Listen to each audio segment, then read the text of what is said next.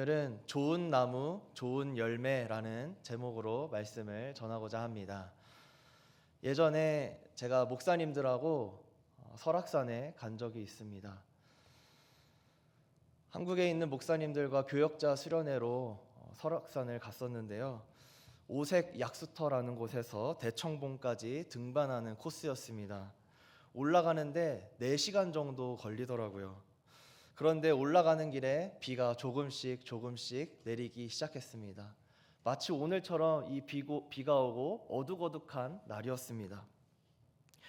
1시간 정도만 더 올라가면 정상이었기 때문에 준비했던 우비를 장착하고 대청봉을 향해서 계속해서 올라갔습니다. 그렇게 정상에 도착해서 사진도 찍고 또 그곳에서 주 하나님 지으신 모든 세계라는 찬송을 부르면서 이 땅을 창조하신 하나님의 이름을 찬양했습니다. 그러고 이제 내려가려고 하는데 큰일 난 거예요. 너무 어두워졌습니다. 비도 오고 하니까요, 깜깜하고 길도 미끄러웠습니다. 그런데 문제는 더 심각한 게 있었습니다. 길이 없어진 겁니다. 비가 많이 온 것 같지도 않은데 나무가 쓰러져 있고 또 진흙들이 막 이렇게 내려와 가지고요, 어디가 길인지 제대로 보이지 않는 것입니다. 라이트를 따로 준비하지도 않아서 핸드폰 라이트를 켜면서 이렇게 갔는데 그게 큰 도움이 되지는 않았습니다. 어디가 내려가는 길인지 헷갈려서 헤매기 시작했습니다. 그때 여기저기서 목사님들이 이쪽이 길이야, 아니야 이쪽이 길인 것 같아 하면서 헤매기 시작했습니다.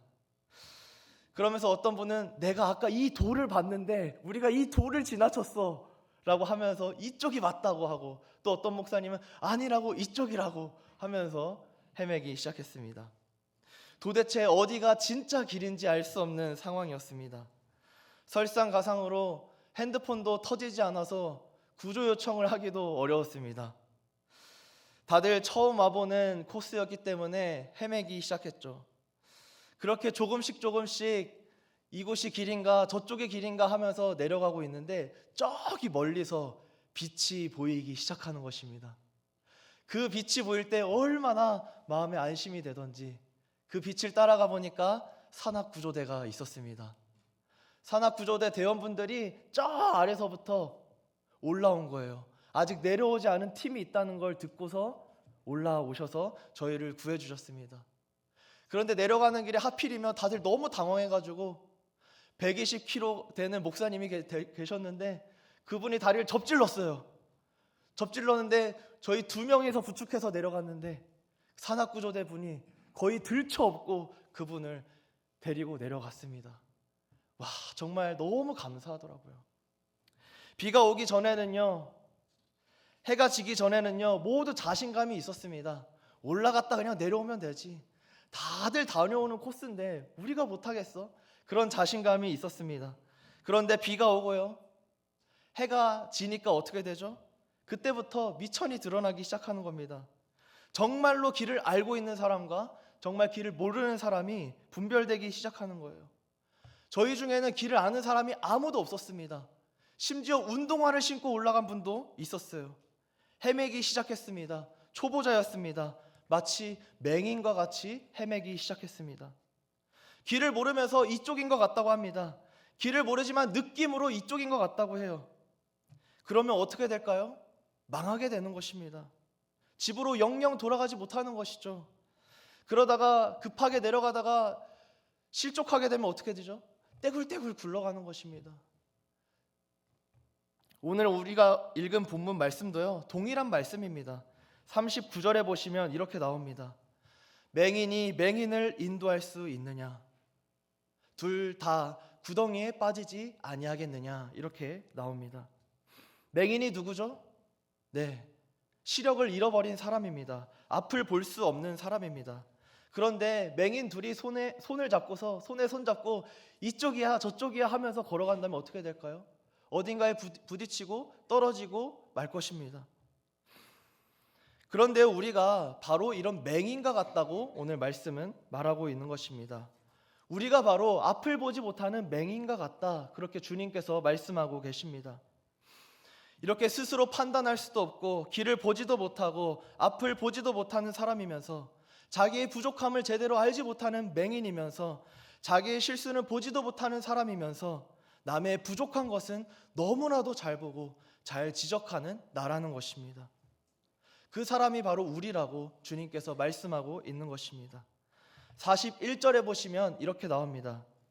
어찌하여 형제의 눈 속에 있는 티는 보고 내 눈 속에 있는 들보는 깨닫지 못하느냐. 이게 무슨 말입니까? 네, 나의 친구가 조금 잘못한 거, 조금 실수한 거, 그런 거는 너무 잘 보면서 정작 내가 실수한 거, 내가 잘못한 것은 보지 못한다, 깨닫지 못한다, 이렇게 말하고 있는 것입니다. 예를 들면 이런 것입니다. 제 방에 와보신 분은 알겠지만, 교회 사무실에 와보신 분은 알겠지만 제 책상이 좀 난장판일 때가 있습니다. 여러 가지 서류가 막 쌓여가지고요, 치우지 않아가지고 어지럽혀져 있을 때가 있습니다. 특히 최근에는 교회 요람 작업을 한다고 수정분이 막 쌓여가지고 필기도 막 돼 있고 어지럽혀져 있습니다. 그런데 가상의 예를 제가 들어보겠습니다. 그런 상황에서 어떤 집사님이 들어와가지고요, 저한테 이러는 거예요. 목사님, 책상이 이게 뭐예요? 정리 좀 하시지. 예를 들어서 가상의 예입니다. 아무도 저한테 그러신 적 없어요. 예를 들어서 누가 그런다고 해볼게요. 그러면 제가 어떨까요? 마음이 조금 민망하겠죠. 네, 집사님 치울게요 하면서 후다다닥 치우고 서랍에 확 넣어버릴 것입니다. 그러고 나서 집사님이 갑자기 이러는 거예요, 저한테. 목사님, 요즘 요람 작업으로 고생하시는 것 같은데 식사는 하셨어요? 제가 점심이라도 좀 사드릴까요? 그러시는 거예요. 그래서 네, 좋습니다, 집사님. 그렇게 하고 이제 밥을 먹으러 차로 가는데 집사님이 차를 태워주시겠다는 거예요. 그래서 차를 타려 문을 딱 열었는데 거기에 옷이랑 가방이랑 책이랑 과자 쓰레기랑 막 있어서 앉을 곳이 없는 거예요. 집사님이 목사님 타시죠? 어디 타라는 거지? 제가 아니에요, 집사님 저희 가까운 고구마 식당 갈까요? 아니요, 왜요? 목사님 좀 맛있는 거 사드릴게요. 차 타고 가시죠? 아니에요, 저는 오늘 산책을 하고 싶습니다. 고구마 식당 가까운 데로 가시죠. 이러면서 차를 안 탔어요. 예를 들어서입니다. 그런 상황이 있었다고 해보겠습니다. 누구를 특정하시면 안 됩니다. 이런 일은 없었습니다. 이런 것이죠. 남의 잘못은 우리가 잘 봅니다. 남이 어지럽힌 것 잘 봅니다. 남이 실수하는 것 잘 봅니다. 그런데 정작 내가 하고 있는 것은 보지 못할 때가 있습니다. 제가 그런 것 같아요. 남의 잘못은 너무나 잘 봅니다. 남의 실수는 잘 봐요. 그런데 내 잘못을 깨닫지 못할 때가 있습니다. 그래서 하나님께서는 저에게 하와를 주신 것 같습니다. 하나님께서는 그래서 우리에게 아담을 주시는 것 같습니다. 결혼 생활을 통해서 나에게 이런 부족함이 있구나, 우리 아버지 어머니께서 나의 삶을 보시면서 많이 참으셨구나, 그제서야 깨닫게 되는 것이죠.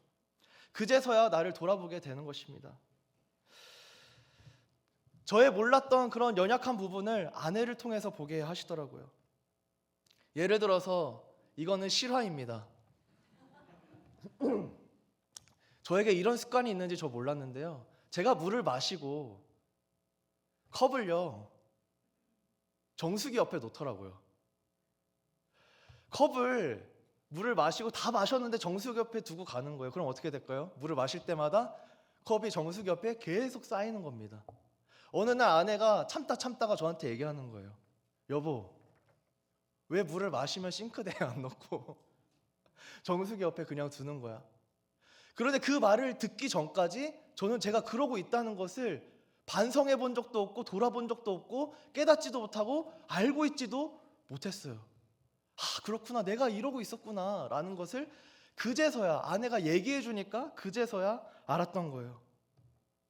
그러면서 제 마음이 어떻게 되냐면, 당신은 어떤 걸 실수하나 보자 이런 마음이 물론 조금 생기긴 했지만 그때 깨달았어요. 내가 나의 작은 티끌을 보지 못하는구나. 보지 못하면서 아내한테 때로는 나의 안에 있는 들보는 보지 못하면서 아내에게 있는 그 티끌은 너무 잘 보는구나. 그것을 깨닫게 되었습니다. 내 잘못은 돌아보지도 않으면서 아내의 티끌, 아내의 실수, 아내의 연약함은 제가 또 너무 잘 보더라고요. 사람이 그런 것 같습니다. 나의 들보는 못 봅니다. 여기서 말하는 들보란 뭐죠? 기둥입니다. 기둥.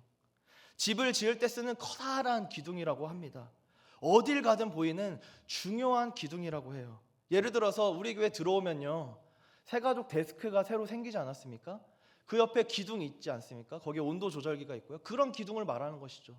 들어올 때마다 보이는 것, 어디에 눈을 두든지 간에 보이는 것, 그것이 바로 들보입니다.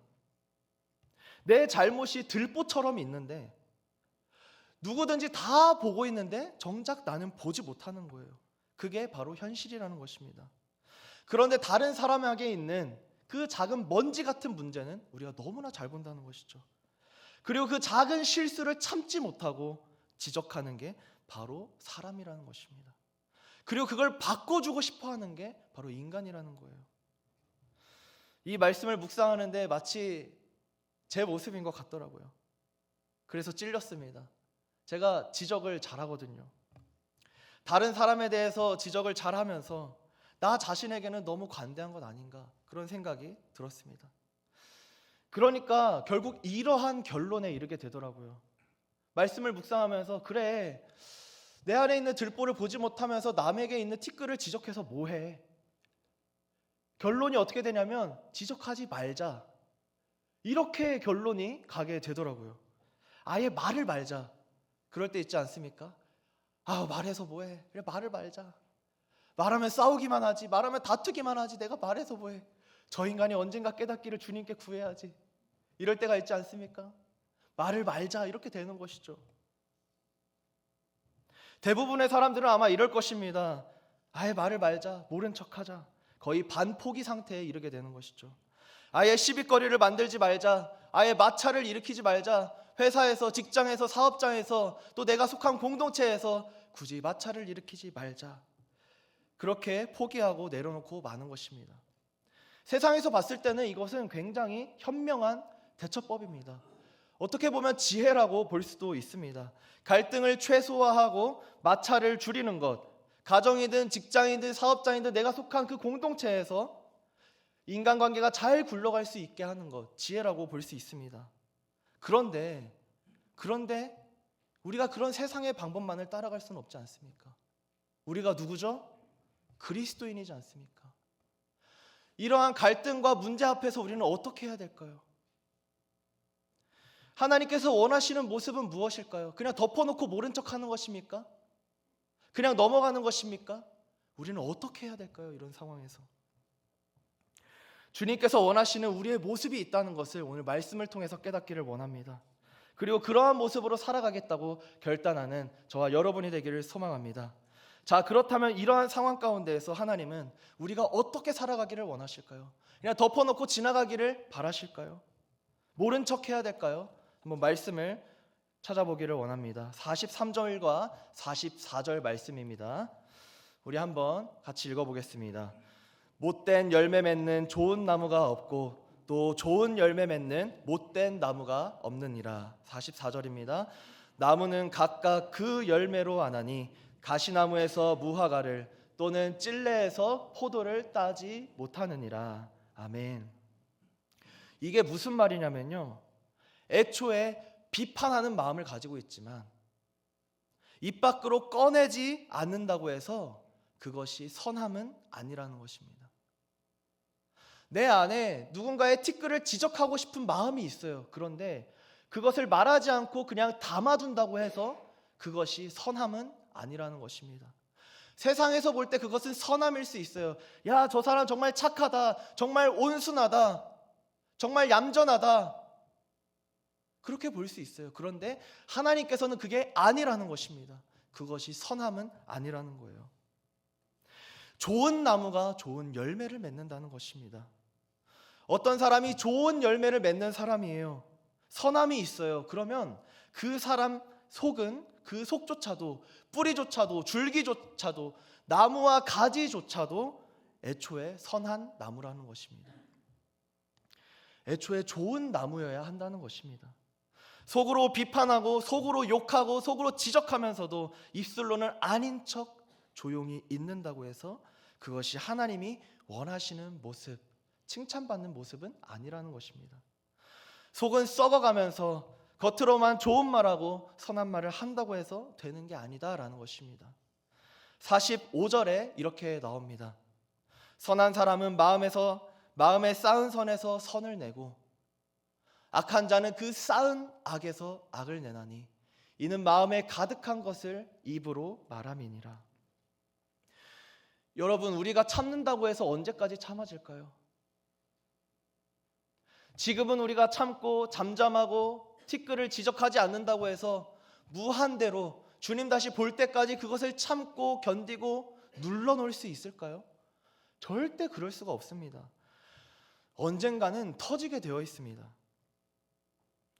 오늘 말씀에 의하면요, 내가 자꾸 악을 쌓으면 그것이 입 밖으로 결국에는 튀어나오게 되어 있다라는 것입니다. 내 마음이 분노로 가득하고 섭섭함으로 가득하고 미움으로 가득하면 어떻게 해요? 그것이 결국 쌓이고 쌓여서 입으로 터져 나온다는 것입니다. 그것이 엉뚱한 사람한테 나갈 수가 있습니다. 직장에서 힘든 일이 있었어요. 갈등이 있었어요. 사업장에서 어려움이 있었습니다. 고난이 있었습니다. 그런데 그것을 잘 참았어요. 잘 눌렀어요. 그 다음에 어디로 가져가요? 집으로 가져가는 것입니다. 배우자에게 또는 자녀에게 나의 가장 소중하고 사랑하는 그 사람에게 풀 수도 있다라는 것이죠. 언젠가는 터지게 된다는 것입니다. 여러분, 외과 의사가 있다고 생각해 보겠습니다. 이것도 예화입니다. 다음날 큰 수술이 잡혀 있는데 밤중에 아내하고 대판 싸운 거예요. 그래서 막 언쟁이 오가고 소리를 지르다가 감정이 완전히 상한 상태로 그럼 따로 자! 하고 각방으로 잤어요. 그리고 아침에 인사도 안 하고 출근을 했습니다. 출근을 해서 아주 크고 중요한 생명이 걸린 수술을 집도하는데 그 수술이 잘 될까요? 분노가 아직 사라지지 않았으면 부들부들 하면서 그 메스가 제대로 통제가 안 될 것입니다. 그 환자는 무슨 죄인가요? 물론 프로페셔널한 의사는 감정도 잘 절제하고 이성적으로 그 수술을 완전히 잘 수행할 것입니다. 늘 하던 대로, 배운 대로, 익숙한 대로, 실력대로 잘 감당할 것입니다. 이것은 하나의 예일 뿐입니다. 나의 감정이, 나의 분노가, 나의 악함이 결국에 쌓이고 쌓여서 다른 곳에서 터지게 될 수 있다는 것입니다. 언제까지고서 그것을 눌러놓을 수가 없습니다. 참는다고 해서 되는 것이 아닙니다. 누른다고 해서 되는 것이 아닙니다. 결론은 하나님께서 우리에게 주시는 방법은 뭐냐면 애초에 우리의 마음밭이 바뀌어야 한다는 것입니다. 애초에 우리 마음밭이 바뀌어야 돼요. 좋은 나무가 되어야 한다는 것입니다. 우리의 존재 근본 자체가 바뀌어야 한다는 것입니다. 그렇다면 그 마음은 어떻게 바꿀 수 있을까요? 우리 그리스도인들은요, 예수 그리스도를 인격적으로 만나면 중생한다라고 말합니다. 다시 태어난다라는 것이죠. 이 중생의 원리를 마틴 로이드 존스 목사님께서는 이렇게 말씀하셨습니다. 새로운 영적 생명의 원리가 우리의 마음 가운데 심긴다라는 것입니다. 새로운 영적 생명의 원리가 우리 마음 가운데 심기는 거예요. 우리는 죄로 인해 완전히 타락함으로써 나쁜 나무가 되었습니다. 나쁜 열매를 맺을 수밖에 없는 존재입니다. 그런데 예수 그리스도로 말미암아 새로운 영적 생명의 원리가, 말씀의 씨앗이 우리의 영혼 가운데 심기게 된 거예요. 그러니까 나쁜 나무에서 좋은 나무로 갈아치운 게 아니라 새로운 영적 원리가 우리가 마음 가운데 심긴 거예요. 그래서 이것이 자라나야 하는 것입니다. 그런데 우리가 계속해서 옛 사람에게 마음의 분노를 주고 거기에 물을 주기 시작하면 나쁜 열매가 계속해서 맺히는 거예요. 그런데 그것이 아니고 우리의 마음의 주도권을 그리스도께 맡기고 성령께 드리고 생명을 새롭게 심긴 영적 생명의 원리 가운데 주기 시작한다면 거기서부터 좋은 나무이기 때문에 좋은 열매가 열리기 시작하는 것입니다. 그러므로 우리는 내 마음을 어디에 쏟느냐에 따라서 맺는 열매가 달라지는 것입니다. 그러므로 우리는 마음을 잘 지켜야 됩니다. 마음이 자꾸 흔들리고 악한 생각을 품게 되면요, 나의 죄악된 본성에 물을 주게 되는 것입니다. 그렇다면 어떻게 해야 우리가 마음을 지킬 수 있을까요? 우리 유명한 말씀이 있죠. 잠언 4장 23절 말씀 한번 같이 읽어봤으면 좋겠습니다. 모든 지킬 만한 것 중에 더욱 내 마음을 지키라. 생명의 근원이 이에서 남이니라. 마음을 지켜야 된대요. 생명의 근원이 여기서 난대요. 알고 있어요. 마음을 지켜야 된다는 거 알고 있어요. 생명이 거기서 난다는 거 알고 있어요. 그렇다면 어떻게 지켜야 됩니까? 빌립보서 4장 6절에서 7절 말씀입니다. 함께 같이 읽어보겠습니다. 아무것도 염려하지 말고 다만 모든 일에 기도와 간구로 너희 구할 것을 감사함으로 하나님께 아뢰라. 그리하면 모든 지각에 뛰어난 하나님의 평강이 그리스도 예수 안에서 너희 마음과 생각을 지키시리라. 잠깐 띄워주시겠습니까? 무릇 지킬 만한 것 중에 내 마음을 지키라. 생명의 근원이 이에서 남이니라. 마음을 지켜야 돼요. 그 마음을 어떻게 지킵니까? 너희 구할 것을 감사함으로 하나님께 아뢰일 때, 그렇게 하면은 모든 지각에 뛰어난 하나님의 평강이 그리스도 예수 안에서 나의 마음과 나의 생각을 지킨다라는 것입니다. 우리 스스로의 힘으로는, 나의 의지로는, 나의 결단으로는요, 내 마음을 지킬 수가 없어요. 그러지 말아야지, 악한 마음을 품지 말아야지, 흔들리지 말아야지, 이런다고 해서 지킬 수가 없습니다. 그 상황은 계속해서 반복될 거예요. 우리가 넘어갈 수 없는 산입니다. 이길 수가 없습니다. 그럴 때 우리는 방향을 바꿔야 됩니다. 바로 그리스도 예수께 아뢰는 거예요. 그런데 어떻게 아뢰야 된다고요? 감사함으로 아뢰야 됩니다. 지금 내 눈앞에 불평거리밖에 없어요. 절망밖에 없어요. 눈물밖에 없어요. 절망밖에 없어요. 그럼에도 불구하고 감사함으로 하나님께 아뢰일 때 주님께서 나의 마음과 나의 생각을 지켜주신다라는 것입니다. 할렐루야. 말씀을 맺겠습니다. 오늘은 이 말씀을 기억하시면서 하나님, 2026년 내 마음을 붙들어 주시옵소서. 내 마음을 지켜 주시옵소서. 내 생각을 지켜 주시옵소서. 2026년에는 좋은 열매를 맺는 좋은 나무가 되게 하여 주시옵소서. 내 안에 근본적인 변화가 일어나게 하여 주시옵소서. 주님의 새로운 영적 생명의 원리가 내 마음 가운데 심기게 하여 주시옵시고 열매 맺게 하여 주시옵소서. 이렇게 간구하고 결단하는 이 새벽이 되기를 주님의 이름으로 축복합니다. 축복합니다. 기도하겠습니다. 우리 이 시간 다 같이 일어나셔서 찬송하면서 하나님 앞에 나아가기를 원합니다.